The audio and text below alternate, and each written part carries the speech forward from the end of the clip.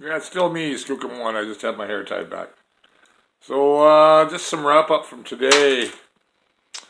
Just threw my glasses on the table and punch my selfie stick. What is this? Vlog 48. So not much about the referendum because I just had a look at CBC News, national. And all they had was from yesterday.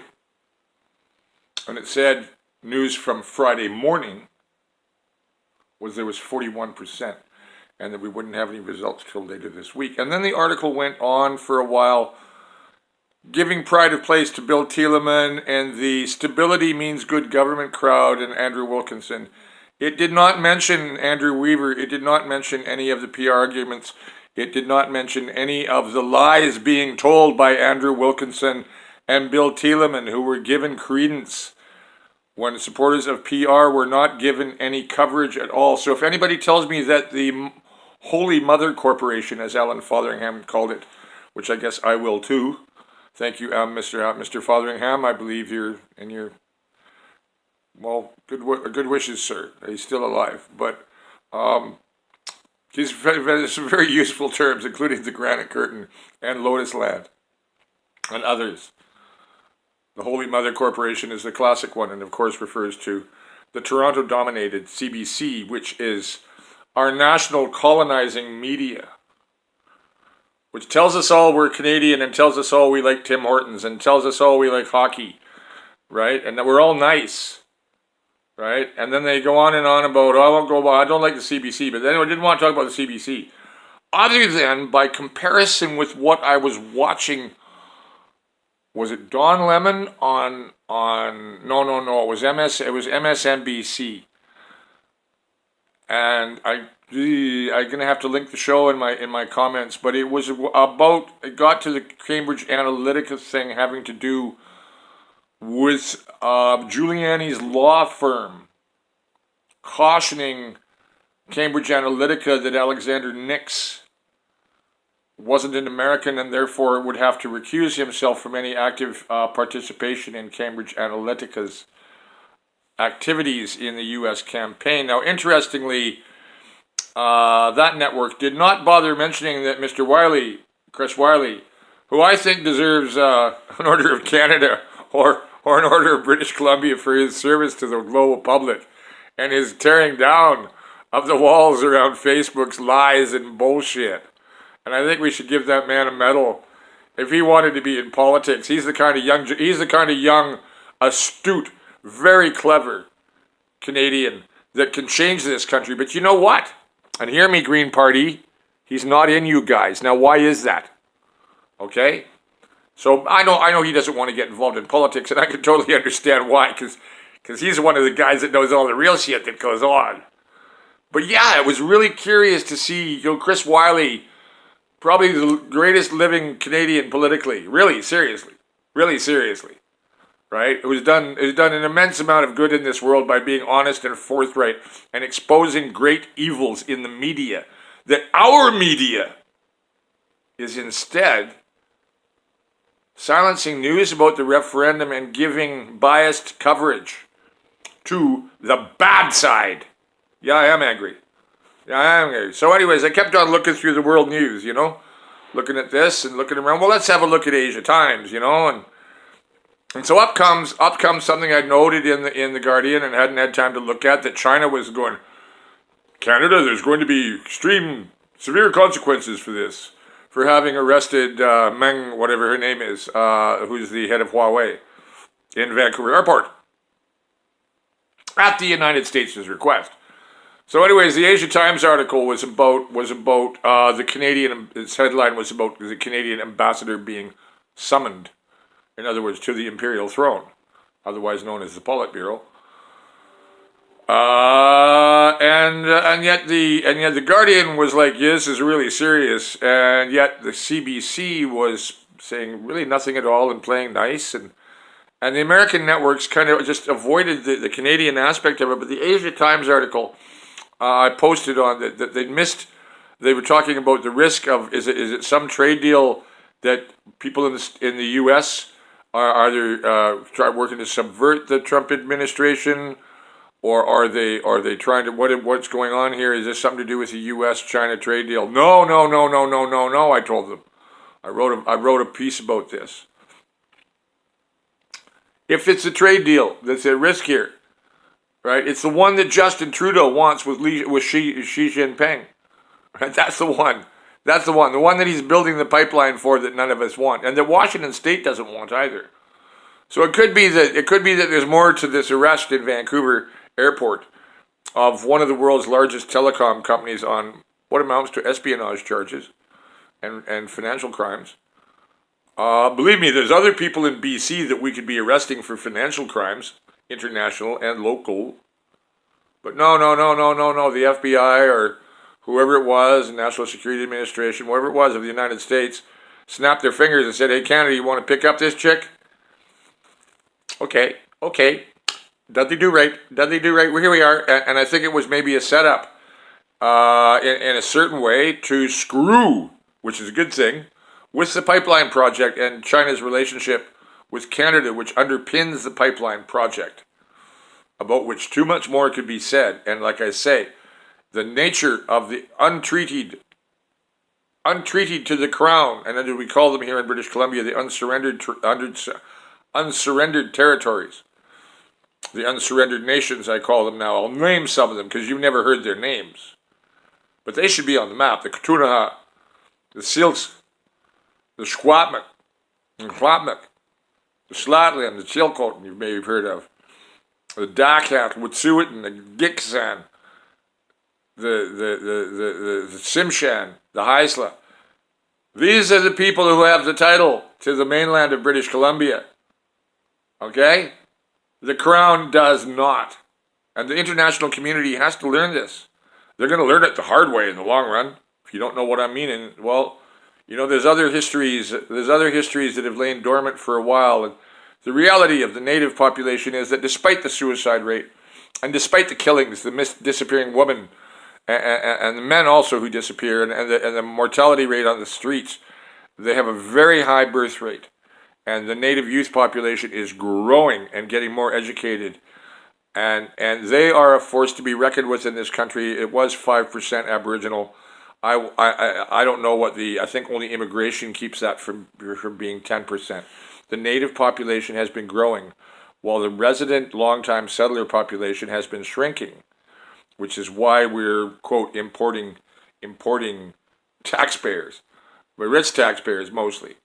But now the new taxpayers, the young people from all backgrounds, whether they're locals or Chinese or Punjabi or Farsi, wherever they're from, they're cluing in that all is not right in the Great White North, especially all is not right in British Columbia.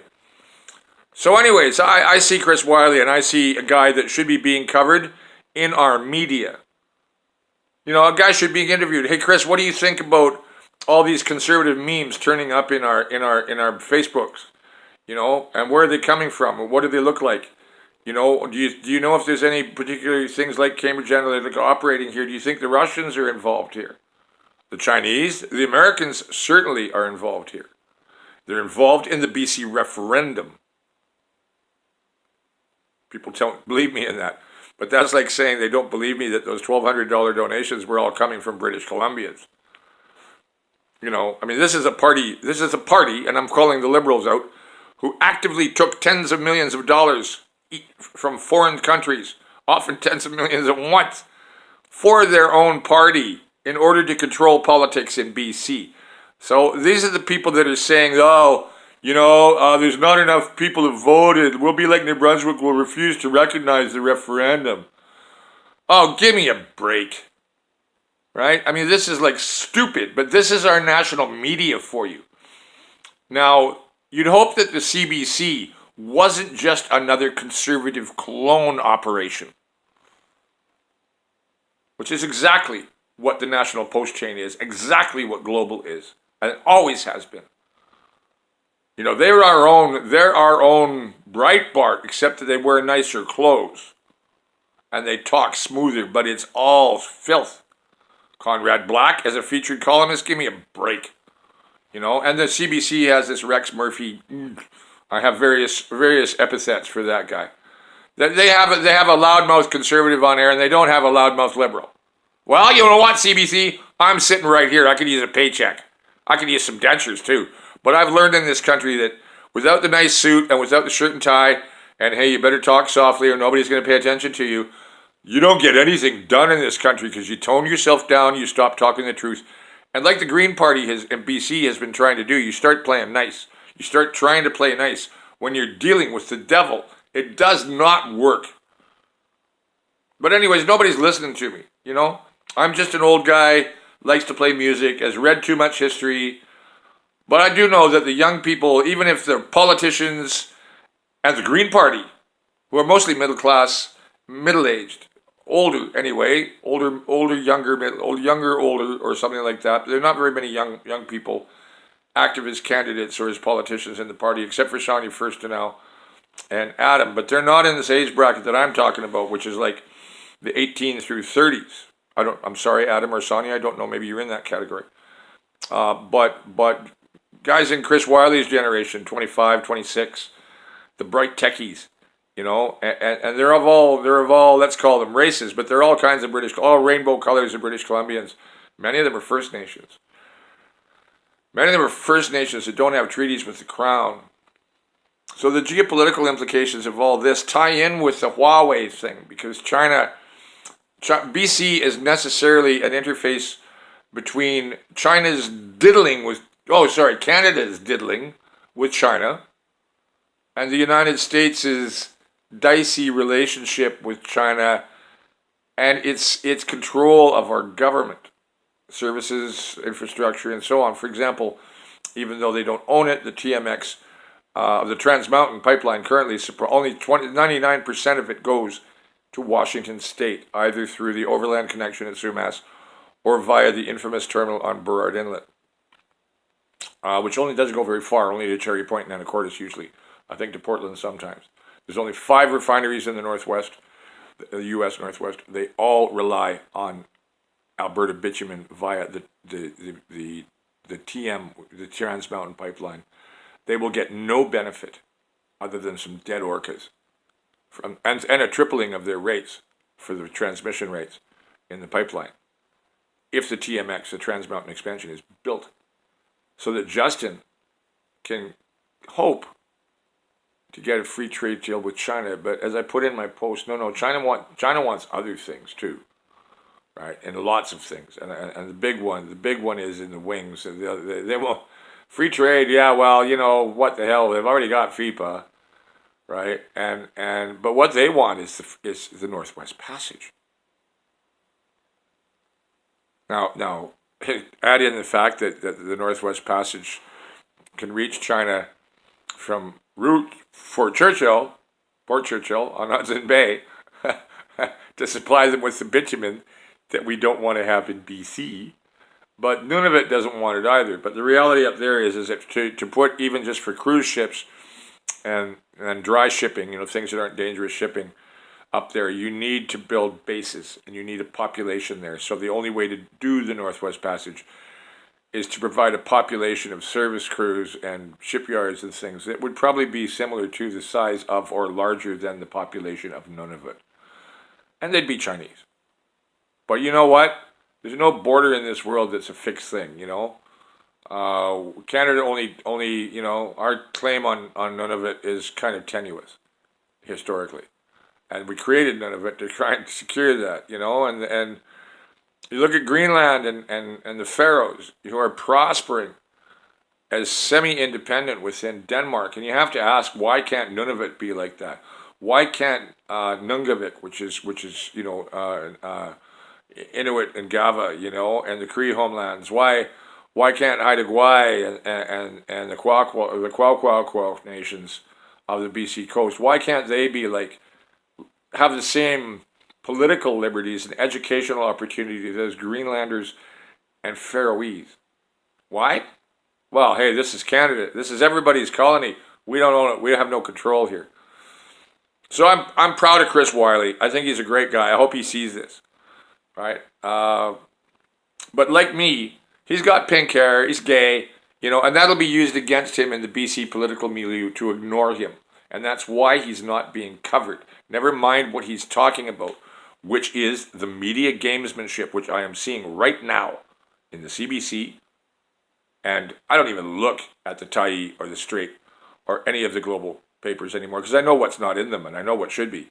And so I go over and I look at the American papers, I look at the Asia Times, I look at the Guardian. I write to Heather Malik and Martin Lukács at the Guardian. I write to people like that, Cenk Uygur. I try and get people from outside this country to realize what's going on here, and outside BC for other Canadians to realize it. You know, this referendum, Mr. Thielemann and Mr. Wilkinson, you know, are political criminals and liars. And I'll call them that. You know, they'll dismiss anything I have to say, and Thielemann and I have crossed swords before. But his anti-Nazi line is all about being anti-green.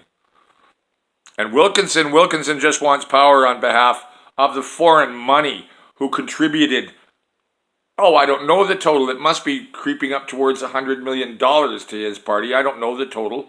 It was over the course of the time from when Campbell brought that stupid, quote, rule, unquote, in, until the time that it was abolished after the New York Times exposed it, which Canadian media would not do. So I don't know if Dan Levin is watching this, or Joel Connolly at the NYT, or Joel Connolly at the Seattle Times. You know, Amy Goodman. You know, I know I'm just a nobody with bad teeth, right? And you've never heard of me. And the ideas I'm talking about, this marvel that I have about the American progressive media not covering American finagling in British Columbia and the geopolitics of the Huawei situation also, and the unsurrendered nations, the problems with the Crown treaties, and U.S. involvement in buying and owning our governments, never mind our companies. That none of that reaches the American progressive media, right? So is it just that you don't understand, or you just don't want to know? But we're the frontier of manifest destiny, my province, right? My province is the one that with the one next to it is one of only two that the United States State Department published a report during the Meech Lake debate in the 1980s. We're only really interested in Alberta and BC. And my province is one that Teddy Roosevelt threatened to annex and invade in 1902. And there's been big chunks of it taken from us over the course of 115 years, 160 years. So, yeah, America, liberal America, progressive America. You guys are asleep at the switch, because right-wing, unprogressive America is very active up here on this side of the frontier. And if you're kissing too much New Democratic Party butt, or under the delusion that the Liberal Party are a progressive party, like the progressive side of the Democrats, you are sorely mistaken. We're a colony. Britain's no longer our master. We now have many masters. One of them primarily is your country, the right wing in your country, and people like Gates and Buffett. And the other is China. Now, whose puppet are we going to be? I fear that we may get torn apart in the process. British Columbia's geopolitics. We think we're in this little bubble at the edge of the world, and nothing important will ever happen here. But what I see coming is not just a confrontation over the unsurrendered territories, right, and the rights of the unsurrendered nations, but of U.S. interests versus American interests. And it all came to a head the other day, or last night, was it? When this woman, Meng, M-E-N-G, was arrested by Canada at YVR, Vancouver Airport, on behalf of the United States, and held. And who's getting the blame for it from China? Well, it's Canada. So Justin, you got yourself a real shitstorm going on, buddy. All right. So I don't know how you're going to handle it, but I know how I'd handle it. But you don't want to know how I'd handle it. So I'm not going to say. Right. So I've said enough. I'm going to get myself in trouble for being so public. But I had to comment about this thing about seeing Chris Wylie and knowing what a great individual he was, and how we should all be proud that he's a Victoria boy. But Victoria is probably not proud of him. He wouldn't fit in over there. He's too political. Right? They don't want him. He's too much a threat to the political order in Canada. Our media won't talk about him. The Americans won't even admit that he's Canadian. I don't know how it is that, you know, if Rex Nickerson, Nickerson, is that Nix, Alexander Nix, who was the head of Cambridge Analytica. I don't know how it is that if he had to recuse himself because he wasn't American, as far as I know, Chris Wylie isn't dual citizenship. Maybe he is. So maybe it was okay for him to work on it. But there's been no mention in the American media, very rarely, that Chris Wylie is Canadian. One of many things the U.S. media doesn't mention about Canada or about famous Canadians of note. You know, they often present somebody like Neil Young without even knowing, saying he's from Thunder Bay. You know, but this is a very unusual case because of the things that Chris Wylie had to say. And in closing, I'll say I smiled when I heard that Mark Zuckerberg's company lost $50 billion on the stock market. Way to go, boys. Way to go. George Soros, I hope he winds up owning that thing. So anyway, Skookum1, as a happy guy, I got to go into the city tomorrow. And I haven't quite gone vegetarian, but the process has begun. It's raining like a monsoon out there. I hope it's nicer in the morning. But I got to maybe having a place to live by the end of the day or the end of the week. And somebody's coming to help me look at my clothes and decide how to trim my beard and all that stuff. Yeah. So, yeah. Anyway, Skookum1, the Street Professor. From beyond the Granite Curtain. Mysteries of the darkness behind the Great Firewall of Canada. Anyways, good night.